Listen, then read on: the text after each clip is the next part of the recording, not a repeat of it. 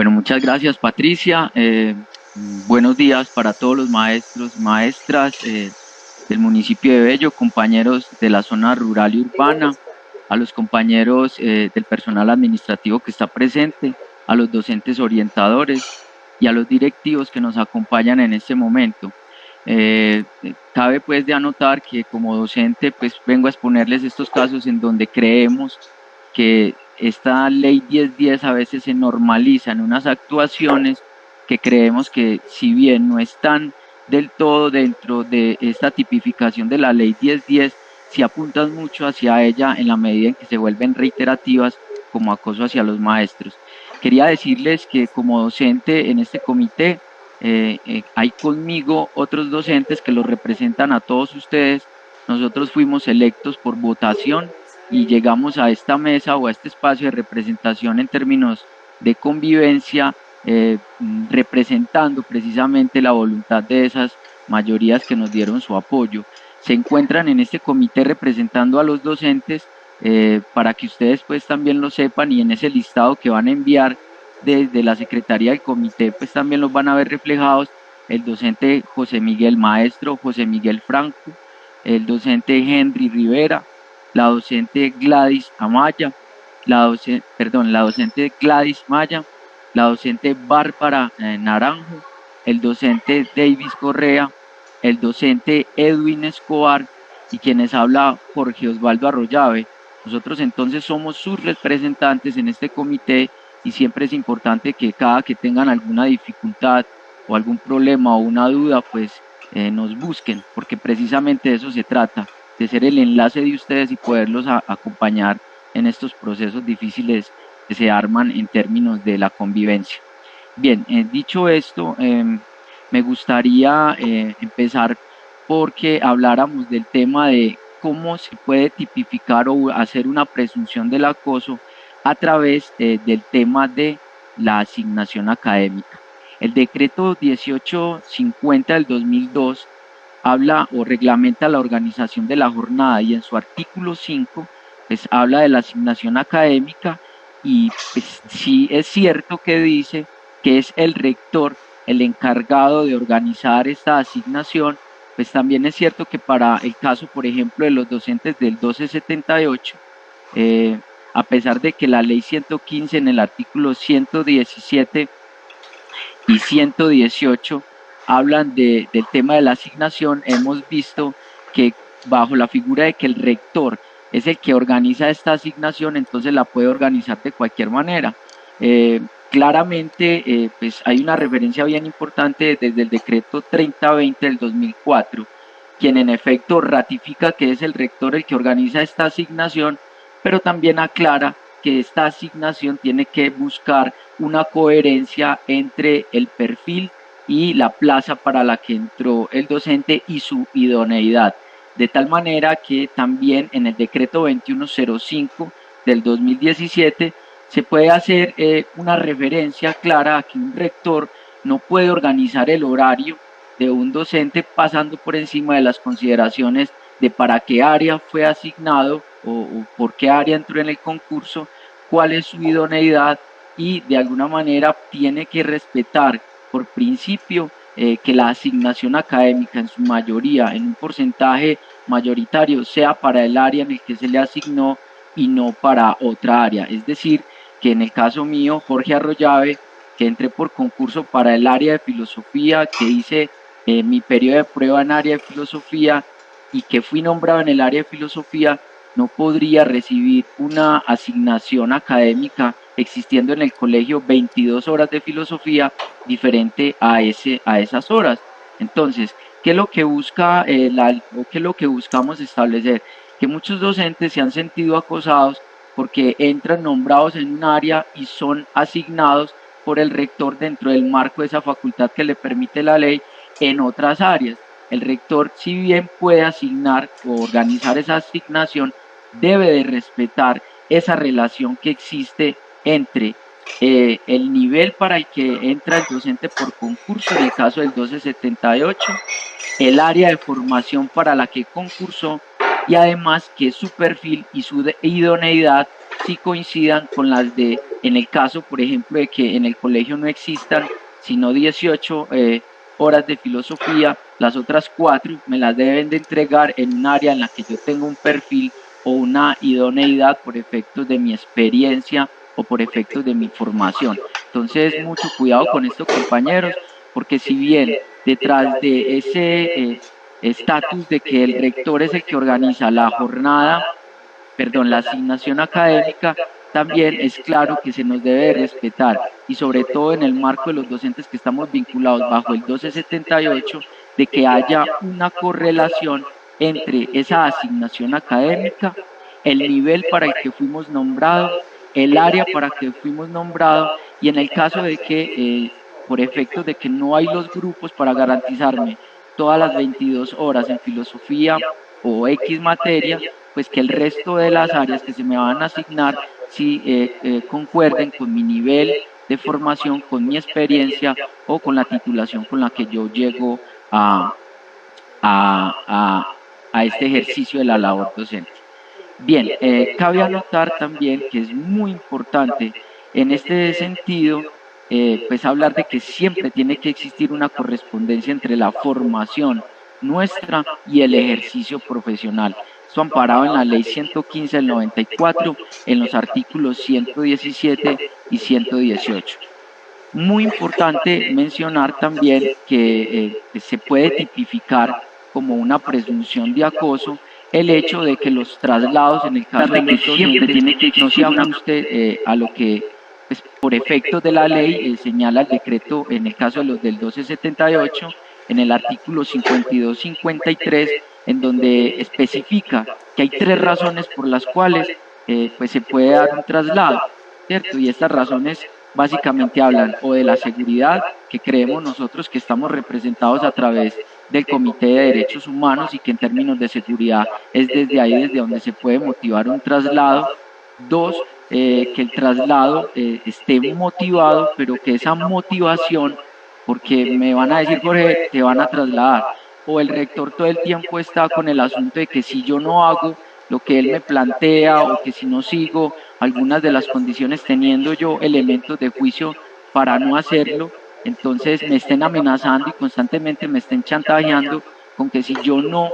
hago lo que ellos pues quieran, entonces me van a generar un traslado. Entonces es importante que ustedes sepan, compañeros, que estos traslados, si se hacen, tienen que estar motivados. Y esa motivación tiene que estar basada en un principio de igualdad, de transparencia y de objetividad y méritos, de tal manera que deben de existir unas condiciones base sobre las cuales a mí me demuestren que no me están desmejorando, que donde yo llegan me necesitan, de que no voy a llegar a interrumpir un proceso que está montado o en el caso en el que quieran hacerlo con nosotros, de que esos procesos que nosotros estamos adelantando y que son necesarios y vienen en el marco de la guía 31 como evidencias para aportar a ese glosario de competencias, entonces tienen que demostrarnos que en verdad se está llevando a cabo una necesidad de servicio para que ese traslado suceda. De tal manera que la motivación de ese traslado, compañeros, tenemos que tener muy pendiente el cuento de que sí se nos cumpla con estos valores que son los que motivan el traslado, a saber, la igualdad, la transparencia, la objetividad y los méritos. Entonces, es hacerles un llamado a que un traslado no se puede motivar desde un anonimato y mucho menos sin que usted esté de alguna manera enterado de todo lo que se está haciendo. Se han hecho los traslados normales, los que genera de manera oficiosa y formal la Secretaría de Educación a final de año. Esos son los traslados a los que nosotros nos postulamos. Me estoy refiriendo a esa amenaza constante que a veces tienen los directivos de que tienen un lenguaje con alguien dentro de la administración que puede hacer que nos trasladen cuando nosotros estamos haciendo bien nuestro trabajo y de lo que se trata es digamos, de una actuación caprichosa. También es muy importante mencionar con respecto a los docentes que el tema de los permisos es una cosa importantísima. Nosotros sabemos que el directivo da hasta el tercer día, hasta 3 días el directivo y demás nos toca gestionarlo ante la entidad territorial nominadora pero también es cierto que hemos visto que han negado permisos a compañeros y que por cierto a otros los dan, a unos sí, a otros no. Ahí se está tipificando de alguna manera una desigualdad que puede evocar que revisemos el tema del acoso. Pero quería referirme concretamente a que en la guía 31, sobre todo cuando ustedes ven el glosario de competencias en el caso de los docentes del 1278, para la parte académica, en el ítem de dominio curricular, pues se nos está pidiendo que nosotros en verdad demostremos una capacidad de dominio sobre los temas en los que damos la cátedra, pero además nos están evaluando dentro de la guía que nosotros tengamos una capacitación o una actualización dentro de los contenidos con los que nos debatimos en las aulas de clase. Así que se puede tipificar como una especie de acoso porque nos estaría perjudicando el contexto de la evaluación y una posible ponderación que hagan sobre esa valoración si se llega a un caso pragmático, pues en el encuentro evaluado y que nosotros digamos que no pudimos aportarle a ese ítem con el que nos van a evaluar simplemente porque o un directivo no nos quiso dar un permiso para una charla, para una capacitación, para un ejercicio que se pueda motivar, ya sea desde las mesas de trabajo, desde una universidad o desde un posgrado, lo que sea, y en ese orden de ideas nos esté trayendo a nosotros una contraproducencia que va a ser reflejada en la evaluación y como ustedes saben, si no superamos esa evaluación en un 60%, pues también se vería deteriorada y estancada nuestra capacidad de ascender para poder aspirar a una mejora salarial. Entonces, fíjense que el no permiso, todas las implicaciones que tienen, entonces en eso tenemos que estar muy pendientes de hacer que se nos garantice, ¿cierto? Desde los protocolos de la evaluación, el hecho de que podamos asistir a capacitaciones, que gestionemos por nuestros propios medios o a los que nos inviten entidades académicas y que puedan homologar esas capacitaciones. Muy bien, el tema de los permisos sindicales, pues es importante que lo visibilicemos, compañeros, porque como ustedes saben, pues ahora como docente, nosotros llegamos en calidad de docentes a representarlos a ustedes en este comité de convivencia. La mayoría, por no decir todos, somos delegados del sindicato. Así que es importante que ese aspecto sindical pues también esté a la vista y que cuando nosotros tengamos un llamamiento de nuestra organización y que podamos hablar de que queremos o manifestamos nuestra voluntad de asistir a esos ejercicios, nosotros tenemos esos derechos, compañeros, desde el punto de vista sindical y cuando hablamos de los permisos sindicales para nuestros directivos, hemos visto, por ejemplo, que en el caso, esto fue hace 2 años, un año y medio, en el caso de que tuvimos una directiva, Gloria Barriga, representándonos en Adida, nunca tuvo un permiso sindical, ¿cierto? Y así viene sucediendo con otros directivos que llegan a organizaciones de la CUT o en Adida o en FECODE y pues finalmente se les complica bastante el tema de los permisos cuando por ley pues de todas maneras hay un debate sobre él y al que podemos acceder. Muy importante, compañeros, hablar del tema de la desprotección laboral, como lo mencionaba ahora en la presentación nuestra secretaria, cuando se habla de una desprotección laboral y máxima en un escenario como el que tenemos del COVID, no solo estamos hablando de los protocolos de bioseguridad, es decir, del alcohol, de los lavamanos, del distanciamiento, el tapabocas, también estamos hablando del sistema de seguridad y salud en el trabajo. Esto es un sistema que viene regulado desde el Ministerio de Trabajo y que se debe de aplicar a todos los puntos de trabajo donde se conciba esa relación trabajador-empleador. Y por supuesto, nosotros, además de ser docentes, somos trabajadores, compañeros. Entonces, en ese orden de ideas, es muy importante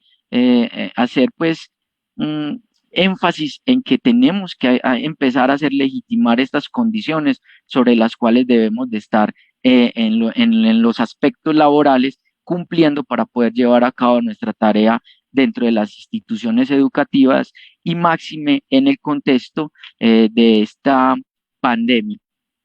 Muy importante para los docentes del 1278 en especial, pues me disculpan, la idea pues también es tratar de hacer un enfoque diferenciado porque son diferentes los problemas y ustedes mismos como compañeros han visto que para nosotros los del 2270 y los del 1278, pues montados en esto de la evaluación, que no la negamos, la valoramos y la recogemos en el sentido de que sea formativa, pues se nos ha venido encima un mundo de consideraciones que de pronto a los demás compañeros no se les están exigiendo. Por ejemplo, estamos en un proceso en donde ya la Secretaría de Educación dio una orientación en donde definitivamente este año seguimos acogidos para la evaluación de desempeño de los docentes del 1278 bajo el protocolo de la guía 31. Recordemos que en ese protocolo se establece que el único que está en la facultad para evaluarnos, para visitar el aula, pues, bueno, no tanto de visitar el aula, para generar la evaluación en esa concertación que tiene que haber con el maestro, es el directivo docente. Esto lo digo porque en algunas instituciones se ha sabido de que quien está terminando, quien está dando finalmente la información con la que evalúan a Jorge Arroyave es un paracadémico, que quien termina ejecutando la evaluación dentro de una institución educativa es un coordinador. Queda claro que desde la ley se dice que el directivo docente puede armar un equipo con sus coordinadores, sí, pero el encargado, el único encargado del tema de la evaluación es el directivo docente. Entonces, esto lo digo para que no vamos a caer de pronto en los afanes de que queremos una experiencia pedagógica más amplia, permitiendo que nos evalúe otro par, otro compañero, o que nosotros terminemos evaluando a otro compañero o que un coordinador haga esa evaluación, hasta donde está establecido en el decreto 1278, artículo 33, 32, perdón, el decreto 3782, que es el que le da el marco a la guía 31. Dice exactamente por todos lados que el único encargado de la evaluación es el directivo docente, en el caso pues de los compañeros del 1278. Muy importante, porque esto es uno de los requerimientos que por esencia el protocolo nos dice, es que los directivos docentes a estas alturas, compañeros, ya debieron de haber socializado el protocolo de la evaluación que se va a llevar a cabo con cada uno de nosotros. Y en esa socialización, ellos nos debieron de haber mostrado los formatos, las orientaciones y debimos haber llegado con ellos a un consenso de cómo vamos a entender el decreto 1278, porque partimos de que el decreto está transversalizado por la presencialidad y claramente desde el año pasado venimos en un estado de no presencialidad. Entonces hay que definir eso por consensos con los directivos para que se hagan unas adaptaciones en donde todo eso que está en la presencialidad pueda también valernos ahora en la virtualidad. Por ejemplo, se desconfiguró el tema de institución educativa, función docente, aula de clase. Entonces, eso hay que llegar en consenso y que se nos permita que en la virtualidad también podamos aportar todo lo que desde la virtualidad se hace en términos de evidencia para un protocolo y una guía que se hizo para la permanencia. Entonces, en ese orden de ideas es exigir, compañeros, a que se les socialicen los protocolos, a que se socialice y se llegue al consenso de cómo quiere usted la proporción de los porcentajes de la evaluación de ese protocolo y de las competencias que usted debe de hacer en términos personales. Porque esto en términos de una posibilidad de que se presente como un acoso, porque al no tener claro los compromisos sobre la evaluación que vamos a llevar dentro del marco de los protocolos de la guía 31, se puede prestar para chantajes por parte de un rector y de creer que nosotros dependemos de algo personal de ellos y no de un marco de referencia que ya tenemos desarrollado en la guía 31. Al respecto, compañeros, quiero aportarles que en la evaluación de todos nosotros como docentes, el directivo docente se tiene que abstener de, primero, ser prejuicioso, es decir, que de forma sistemática o Profe Jorge permanente, Osvaldo, perdón, sí, hola. Perdóname, recuerda que aún está la intervención del compañero John Jairo. Me hace señitas, porfa, sí, cuando claro, esté dame 3 minuticos terminando. más, Me claro que hace sí, señas, porque como es una perfecto, plataforma, entonces, para poderlo tener listico, sí. perfecto. Gracias, Listo, perdón. entonces, ¿qué no puede hacer el rector en una evaluación? Generar opiniones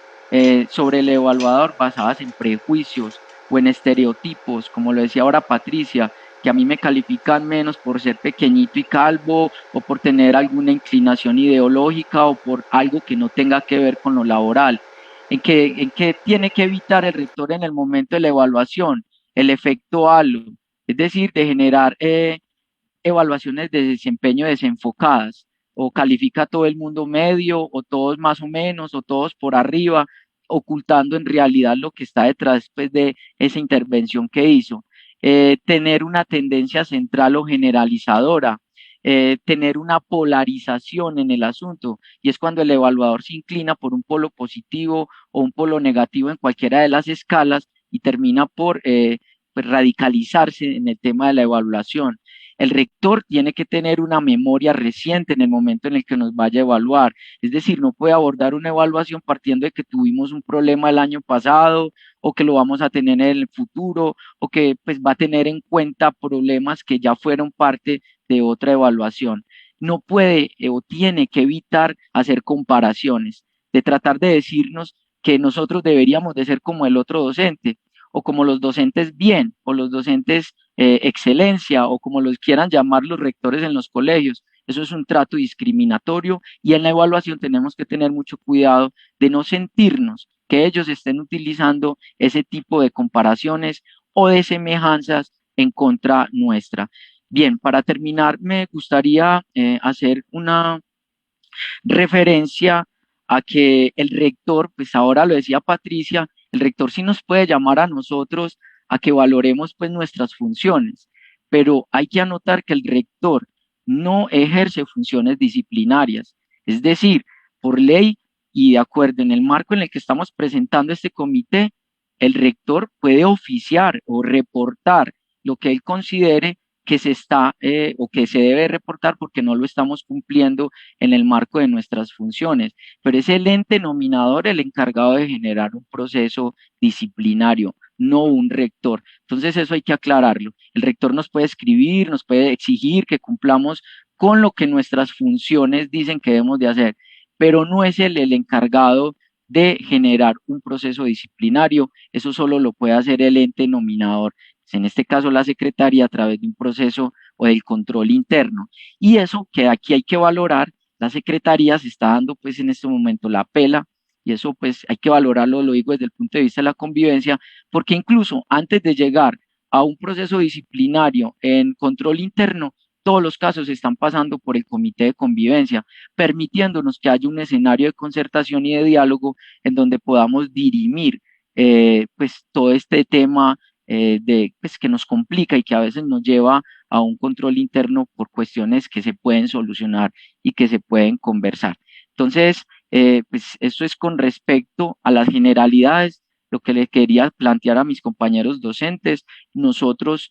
tenemos un marco de referencia muy amplio, una guía orientadora en los procesos de evaluación y un marco legal que nos permite también hablar de unos derechos que tenemos y en términos de la violación de esos derechos de manera sistemática, de poder consolidar un caso para presentarlo como un posible acoso laboral ante el comité de convivencia. Secretaria, pues no sería entonces más, le cedo la palabra para que pase el compañero directivo.